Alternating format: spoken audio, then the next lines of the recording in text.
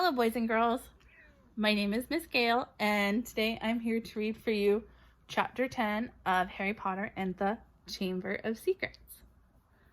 So, Chapter 10 is called The Rogue Bludger. Since the disastrous episode of the Pixies, Professor Lockhart had not brought live creatures to class. Instead, he read passages from his books to them and sometimes reenacted some of the more dramatic bits. He usually picked Harry to help him with these reconstructions. So far, Harry had been forced to play a simple Transylvanian villager whom Lockhart had cured of a babbling curse, a yeti with a head cold, and a vampire who had been unable to eat anything except lettuce since Lockhart had dealt with him. Harry was hauled to the front of the class during their very next Defense Against the Dark Arts lesson, this time acting a werewolf. If he hadn't had a very good reason for keeping Lockhart in a good mood, he would have refused to do it. Nice loud howl, Harry. Exactly. And then, if you'll believe it, I pounced like this, slamming him to the floor. Thus, with one hand, I managed to hold him down. With my other, I put my one to his throat. I then screwed up my remaining strength and performed the immensely complex homorphous charm. He let out a piteous moan. Go on, Harry. Higher than that. Good. The fur vanished, the fangs sank, and he turned back into a man. Simple yet effective, and another village will remember me forever as the hero who delivered them from the monthly terror of werewolf attacks. The bell rang and Lockhart got to his feet. Homework. Compose a poem about my defeat of the Wagga Wagga werewolf. Signed copies of Magical Me to the author of the best one. The class began to leave. Harry returned to the back of the room where Ron and Hermione were waiting. Ready? Harry muttered.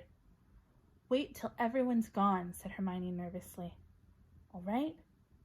She approached Lockhart's desk, a piece of paper clutched tightly in her hand. Harry and Ron right behind her. Professor Lockhart, Hermione stammered. I wanted to get this book out of the library, just for background reading. She held out the piece of paper, her hands shaking slightly. But the thing is, it's in the restricted section of the library, so I need a teacher to sign for it. I'm sure it would help me understand what you say in Gadding with Ghouls about slow-acting venoms. Gadding with Ghouls, said Lockhart, taking the note from Hermione and smiling widely at her. Possibly my very favorite book. You enjoyed it? Oh, yes, said Hermione eagerly. So clever, the way you trapped the last one with the tea strainer. Well, I'm sure no one will mind me giving the best student in the year a little extra help, said Lockhart warmly, and he pulled out an enormous peacock quill.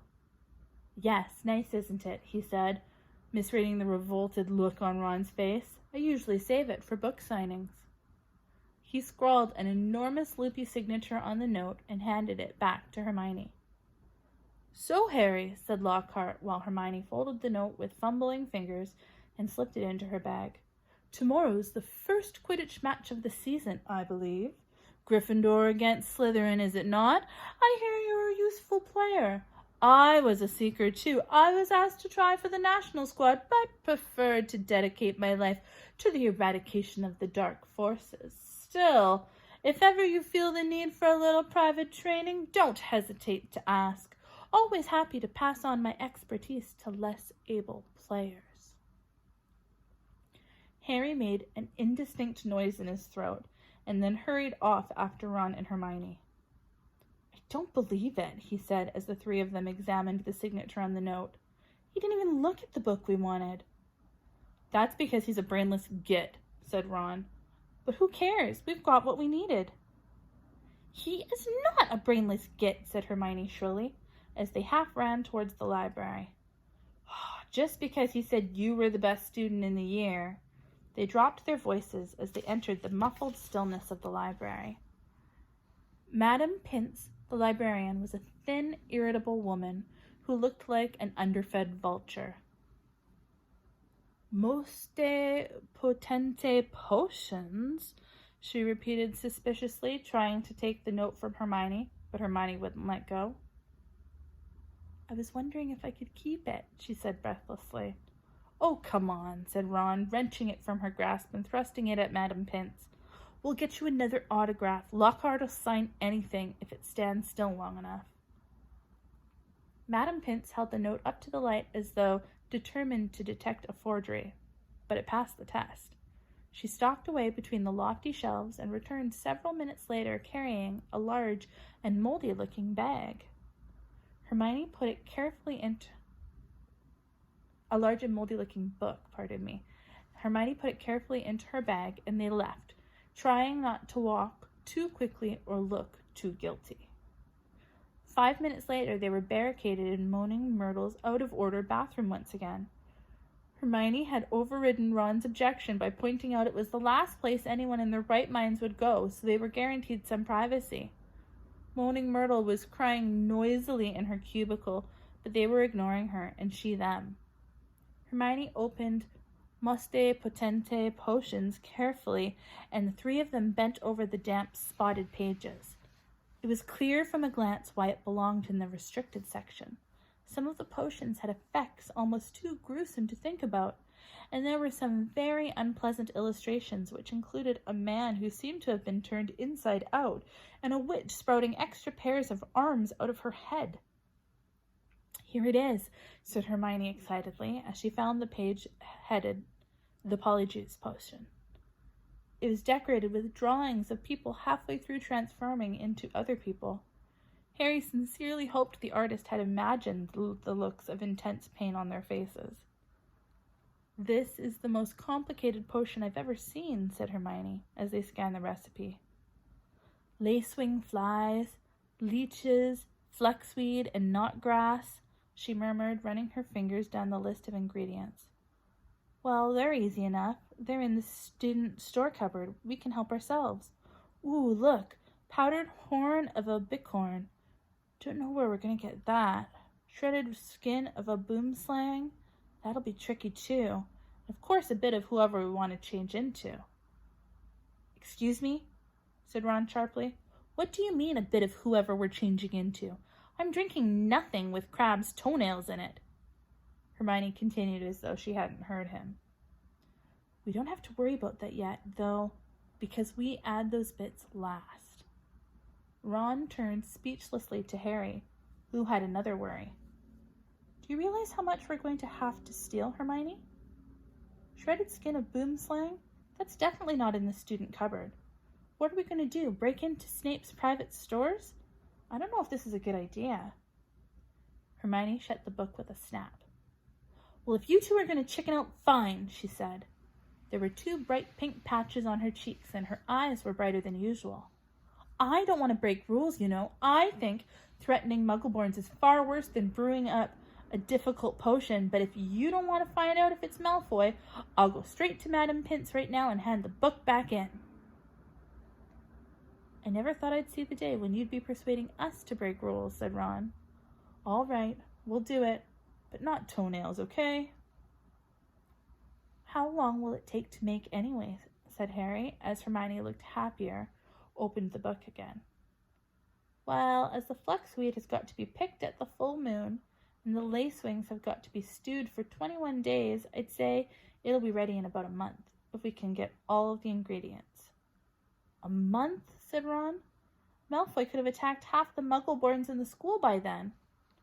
But Hermione's eyes narrowed dangerously again, and he added swiftly, But it's the best plan we've got, so full steam ahead, I say. However, while Hermione was checking the coast, it was clear for them to leave the bathroom. Ron muttered to Harry, It'll be a lot less hassle if you could just knock Malfoy off his broom tomorrow. Harry woke up on Saturday morning and lay for a while thinking about the coming Quidditch match. He was nervous, mainly at the thought of what Wood would say if Gryffindor lost, but also at the idea of facing a team mounted on the fastest racing brooms Gold could buy.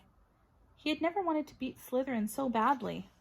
After half an hour of lying there with his insides churning, he got up, dressed, and went down to breakfast early, where he found the rest of the Gryffindor team huddling at the long, empty table, all looking uptight and not speaking much. As 11 o'clock approached, the whole school started to make its way down to the Quidditch stadium. It was a muggy sort of day, with a hint of thunder in the air. Ron and Hermione came hurrying over to wish Harry good luck as he entered the changing rooms. The team pulled on their scarlet Gryffindor robes, then sat down to listen to Wood's usual pre-match pep talk. "Slytherin's has better brooms than us," he began. "No point denying it. We've got better people on our brooms. We've trained harder than they have. We've been flying in all weather." "Too true," muttered George Weasley. "I haven't been properly dry since August." "And we're going to make them rue the day they let that little bit of slime, Malfoy, buy his way onto their team." Chest heaving with emotion, Wood turned to Harry. "It'll be down to you, Harry, to show them that a seeker has to have something more than a rich father. Get to that snitch before Malfoy, or die trying, Harry, because we've got to win today. We've got to." "So, no pressure, Harry," said Fred, winking at him. As they walked out onto the pitch, a roar of noise greeted them, mainly cheers, because Ravenclaw and Hufflepuff were anxious to see Slytherin beaten. But the Slytherins in the crowd made their boos and hisses heard too. Madam Hooch, the Quidditch teacher, asked Flint and Wood to shake hands, which they did, giving each other threatening stares and gripping rather harder than was necessary. "On my whistle," said Madam Hooch. 3, 2, 1, tweed! With a roar from the crowd to speed them upwards, the 14 players rose towards the leaden sky. Harry flew higher than any of them, squinting around for the snitch. "All right there, Scarhead!" yelled Malfoy, shooting underneath him as though to show off the speed of his broom. Harry had no time to reply. At that very moment, a heavy black bludger came pelting towards him. He avoided it so narrowly that he felt it ruffle his hair as it passed. "Close one, Harry," said George, streaking past him with his club in his hand, ready to knock the bludger back towards the Slytherin.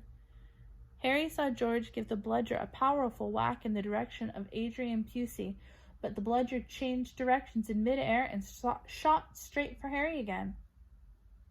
Harry dropped quickly to avoid it, and George managed to hit it hard towards Malfoy. Once again, the bludger swerved like a boomerang and shot at Harry's head. Harry put on a burst of speed and zoomed towards the other end of the pitch. He could hear the bludger whistling along behind him. What was going on? Bludgers never concentrated on one player like this. It was their job to try and unseat as many people as possible. Fred Weasley was waiting for the bludger at the other end, and Harry ducked as Fred swung at the bludger with all his might. The bludger was knocked off course. "That's done it!" Fred yelled happily. But he was wrong. As though it was magnetically attracted towards Harry, the bludger pelted after him once more, and Harry was forced to fly off at full speed. It had started to rain. Harry felt heavy drops fall onto his face, splattering onto his glasses. He didn't have a clue what was going on in the rest of the game until he heard Lee Jordan, who was commentating, saying, "Slytherin lead, 60 points to 0. The Slytherin's superior brooms were clearly doing their job, and meanwhile the mad bludger was doing all it could to knock Harry out of the air. Fred and George were now flying so close to him on either side that Harry could see nothing at all except the flailing arms and had no chance to look for the snitch, let alone catch it. "Someone's tampered with this bludger," Fred grunted, swinging his bat with all his might as it launched a new attack on Harry. "We need time out," said George, trying to signal to Wood, and stopping the bludger, breaking Harry's nose at the same time. Wood had obviously got the message. Madam Hooch's whistle rang out, and Harry, Fred, and George dived for the ground, still trying to avoid the mad bludger. "What's going on?" said Wood, as the Gryffindor team huddled together, while Slytherin in the crowd cheered. We're being flattened. Fred, George, where were you when that bludger stopped Angelina scoring?" We were 20 feet above her, stopping the other bludger murdering Harry, Oliver, said George angrily. Someone's fixed it. It won't leave Harry alone. It hasn't gone for anyone else all game.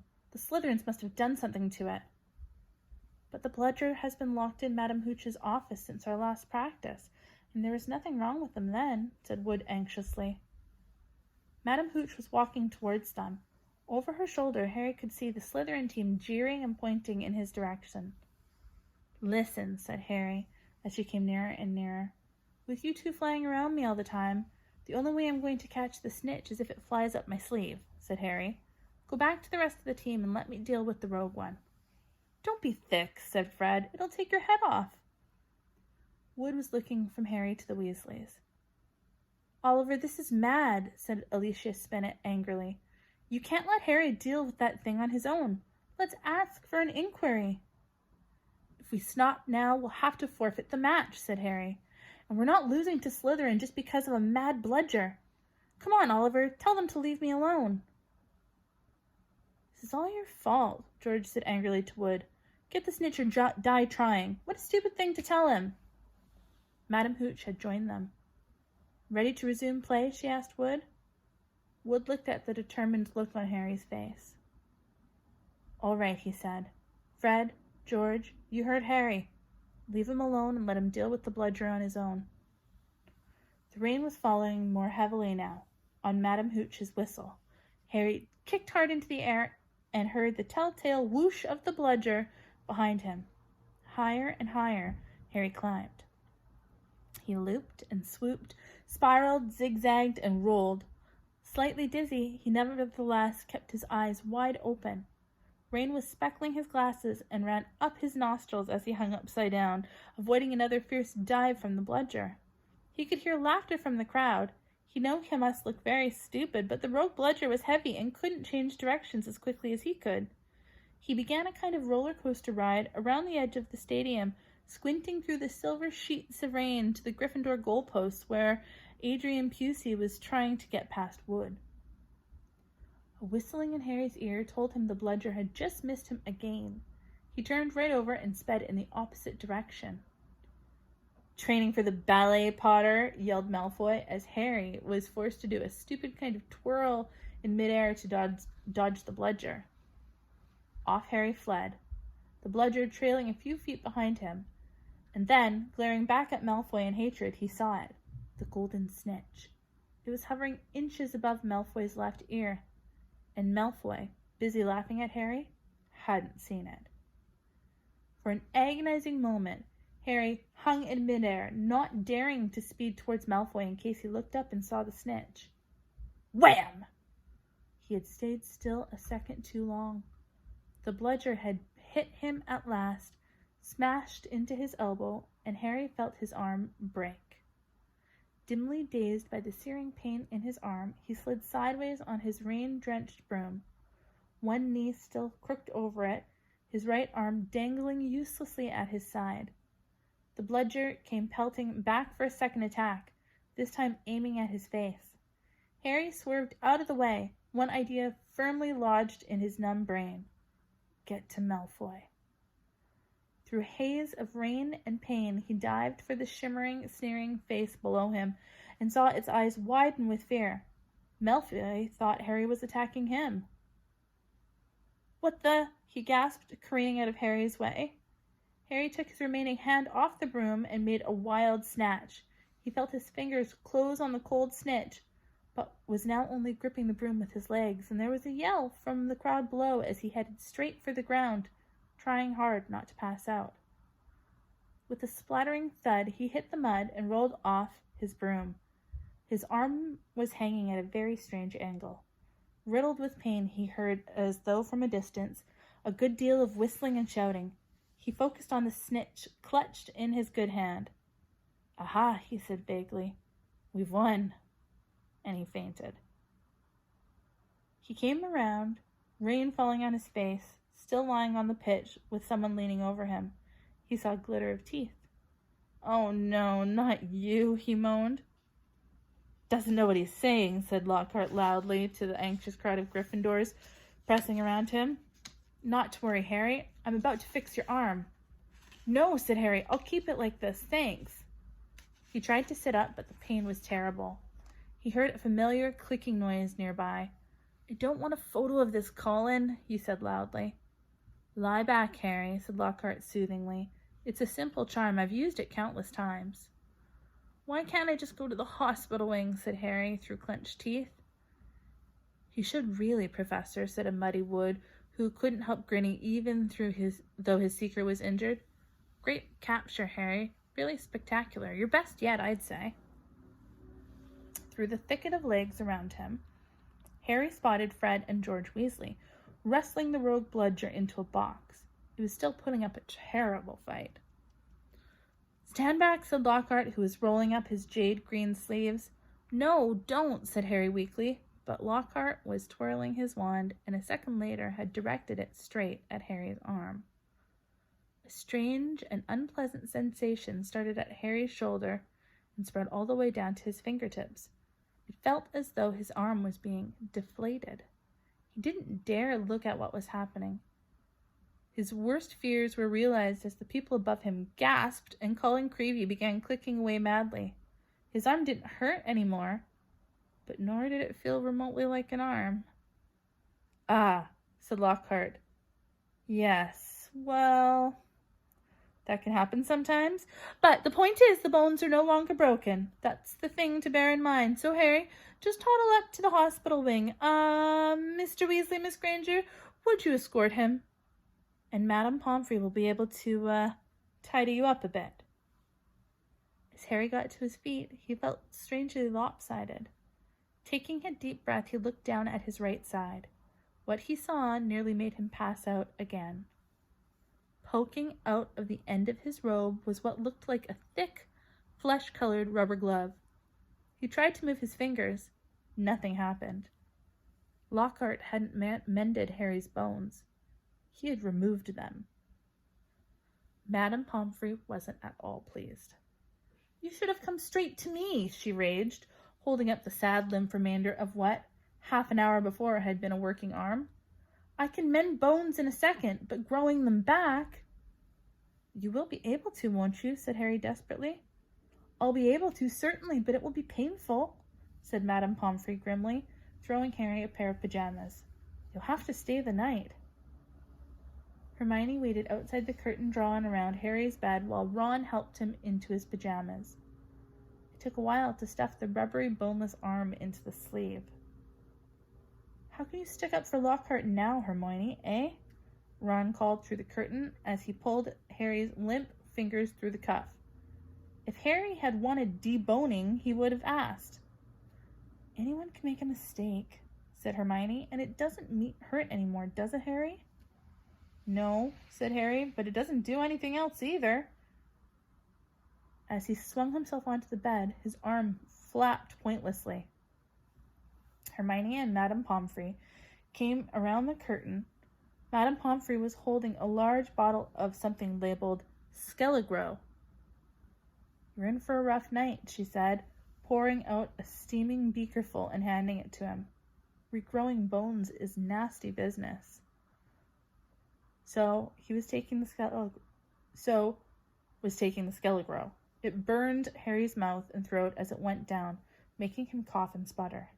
Still, tut-tutting about dangerous sports and inept teachers, Madame Pomfrey retreated, leaving Harry and Ron and Hermione to help Harry gulp down some water.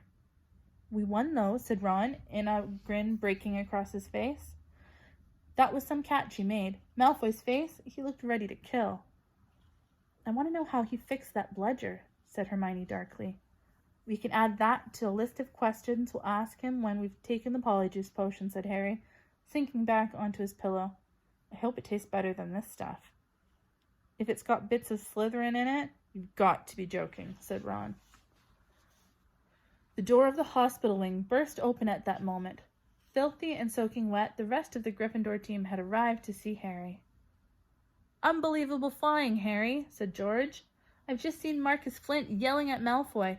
Something about having the snitch on top of his head and not noticing. Malfoy didn't seem too happy. They had brought cakes, sweets, and bottles of pumpkin juice. They gathered around Harry's bed and were just getting started on what promised to be a good party when Madame Pomfrey came storming over, shouted, "This boy needs rest! He's got 33 bones to regrow! Out! Out!" And Harry was left alone, with nothing to distract him from the stabbing pain in his limp arm. Hours and hours later, Harry woke quite suddenly in the pitch blackness and gave a small yelp of pain. His arm now felt full of large splinters. For a second he thought it was that which had woken him. Then, with a thrill of horror, he realized that someone was sponging his forehead in the dark. "Get off," he said loudly, and then, "Dobby!" The house elf's goggling tennis ball eyes were peering at Harry through the darkness. A single tear was running down his long, pointed nose. "Harry Potter came back to school," he whispered miserably. "Dobby warned and warned Harry Potter. Ah, sir, why didn't you heed Dobby? Why didn't Harry Potter go back home when he missed the train?" Harry heaved himself up on his pillows and pushed Dobby's sponge away. "What are you doing here?" he said. "And how did you know I missed the train?" Dobby's lips trembled, and Harry was seized by a sudden suspicion. "It was you?" he said slowly. "You stopped the barrier letting us through?" "Indeed, yes, sir," said Dobby, nodding his head vigorously, ears flapping. Dobby hid and watched for Harry Potter and sealed the gateway, and Dobby had to iron his hand afterwards. He showed Harry 10 long bandaged fingers. But Dobby didn't care, sir, for he thought Harry Potter was safe, and never did Dobby dream that Harry Potter would get to school another way. He was rocking backwards and forwards, shaking his ugly head. Dobby was so shocked when he heard Harry Potter was back at Hogwarts. He let his master's dinner burn. Such a flogging Dobby never had, sir. Harry slumped back onto his pillows. "You nearly got me and Ron expelled," he said fiercely. "You'd better clear off before my bones come back, Dobby, or I might strangle you." Dobby smiled weakly. "Dobby is used to death threats, sir. Dobby gets them 5 times a day at home." He blew his nose on a corner of the filthy pillowcase he wore, looking so pathetic that Harry felt his anger ebb away in spite of himself. "Why do you wear that thing, Dobby?" he asked curiously. "This, sir?" said Dobby, plucking at the pillowcase. "'Tis a mark of the house elf's enslavement, sir. Dobby can only be freed if his master presents him with clothes, sir. The family is careful not to pass Dobby even a sock, sir, for then he would be free to leave their house forever." Dobby mopped his bulging eyes and said suddenly, "Harry Potter must go home. Dobby thought his bludger would be enough to make—" "Your bludger?" said Harry, anger rising once more. "What do you mean, your bludger? You made the bludger try and kill me?" "Not kill you, sir, never kill you," said Dobby, shocked. "Dobby wanted to save Harry Potter's life. Better sent home, grievously injured, than remain here, sir. Dobby only wanted Harry Potter hurt enough to be sent home." "Oh, is that all?" said Harry angrily. "I don't suppose you're going to tell me why you wanted to get me sent home in pieces?" If Harry Potter only knew," Dobby groaned, more tears dripping onto his ragged pillowcase. "If he knew what he means to us, to the lowly, the enslaved, us dregs of the magical world. Dobby remembers how it was when Hugh Must Not Be Named was at the height of his power, sir. We house elves were treated like vermin, sir. Of course, Dobby is still treated like that, sir," he admitted, drying his face on the pillowcase. "But mostly, sir, life has improved for my kind since you triumphed over he who must not be named.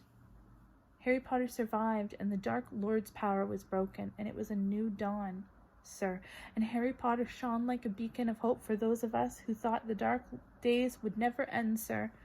And now at Hogwarts, terrible things are to happen, are perhaps happening already, and Dobby cannot let Harry Potter stay here now that history is to repeat itself, now that the Chamber of Secrets is open once more." Dobby froze, horror-struck, and grabbed Harry's water jug from his bedside table and cracked it over his own head, toppling out of sight. A second later, he crawled back onto the bed, cross-eyed, muttering, "Bad Dobie, very bad Dobie." "So there is a chamber of secrets?" Harry whispered. "And did you say it's been opened before? Tell me, Dobie." He seized the elf's bony wrist as the hand inched towards the water jug. "But I'm not muggle-born. How can I be in danger from the chamber?" "Ah, sir, ask no more of poor Dobby," stammered the elf, his eyes huge in the dark. "Dark deeds are planned in this place, but Harry Potter must not be here when they happen. Go home, Harry Potter, go home. Harry Potter must not meddle in this, sir. 'Tis too dangerous." "Who is it, Dobby?" Harry said, keeping a firm hold on Dobby's wrist to stop him hitting himself with the water jug again. "Who's opened it? Who opened it last time?" "Dobby can't, sir. Dobby can't. Dobby mustn't tell," squealed the elf. "Go home, Harry Potter, go home." "I'm not going anywhere," said Harry fiercely. "One of my best friends is muggle-born. She'll be first in line if the chamber really has been opened." "Harry Potter risks his own life for his friends," moaned Dobby in a kind of miserable ecstasy. "So noble, so valiant. But he must save himself. He must. Harry Potter must not." Dobby suddenly froze, his bat ears quivering. Harry heard it too. There were footsteps coming down the passageway outside. "Dobby must go," breathed the elf, terrified. There was a loud crack, and Harry's fist was suddenly clenched on thin air. He slumped back into bed, his eyes on the dark doorway to the hospital wing as the footsteps drew nearer. Next moment, Dumbledore was backing into the dormitory, wearing a long woolly dressing gown and a nightcap. He was carrying one end of what looked like a statue. Professor McGonagall appeared a second later carrying its feet. Together they heaved it onto a bed. "Get Madame Pomfrey," whispered Dumbledore, and Professor McGonagall hurried past the end of Harry's bed and out of sight. Harry lay quite still, pretending to be asleep. He heard urgent voices, and then Professor McGonagall swept back into view, closely followed by Madame Pomfrey, who was pulling a cardigan on over her nightdress. He heard a sharp intake of breath. "What happened?" Madame Pomfrey whispered to Dumbledore, bending over the statue on the bed. "Another attack," said Dumbledore. "Minerva found him on the stairs." "There was a bunch of grapes next to him," said Professor McGonagall. "We think he was trying to sneak up here to visit Potter." Harry's stomach gave a horrible lurch. Slowly and carefully he raised himself a few inches so he could look at the statue on the bed. A ray of moonlight lay across its staring face. It was Colin Creevey. His eyes were wide and his hands were stuck up in front of him, holding his camera. "Petrified?" whispered Madame Pomfrey. "Yes," said Professor McGonagall, "but I shudder to think, if Albus hadn't been on the way downstairs for hot chocolate, who knows what might have—" The three of them stared down at Colin. Then Dumbledore leaned forward and pried the camera out of Colin's rigid grip. You don't think he managed to get a picture of his attacker?" said Professor McGonagall eagerly. Dumbledore didn't answer. He prized open the back of the camera. "Good gracious," said Madame Pomfrey. A jet of steam had hissed out of the camera. Harry, 3 beds away, caught an acrid smell of burnt plastic. "Melted," said Madame Pomfrey wonderingly. "All melted." "What does that mean, Albus?" Professor McGonagall asked urgently. "It means," said Dumbledore, "that the Chamber of Secrets is indeed once again open." Madame Pomfrey clapped a hand to her mouth. Professor McGonagall stared at Dumbledore. "But Albus, surely, who?" "The question is not who," said Dumbledore, his eyes on Colin. "The question is how." And from what Harry could see of Professor McGonagall's shadowy face, she didn't understand this any better than he did. So, Dumbledore has just confirmed that there is a Chamber of Secrets. So, we heard the story of what the Chamber of Secrets is. It was a place put there by Salazar Slytherin, who is one of the original people who made Hogwarts, and it's supposed to help the heir to the Slytherin family clean out all of the people who aren't purebloods from Hogwarts. So, you know, it's interesting how J.K. Rowling has used blood as sort of a racial factor, because for us, it is pretty much the least racial factor there is, because we all have blood. What I would like for you to do is I would like for you to think about why do you think Salazar Slytherin was so concerned about having only pure-blooded people come to Hogwarts? So I want you to make a supposition. So based on what you know, why do you suppose he was of this opinion? And then tell me if you think that his opinion was a good one, or maybe not a bad one, but maybe more of an incorrect approach. And if you think it was good, tell me why. And if you think it was bad, tell me why. Okay? Thank you for listening. I'll talk with you soon.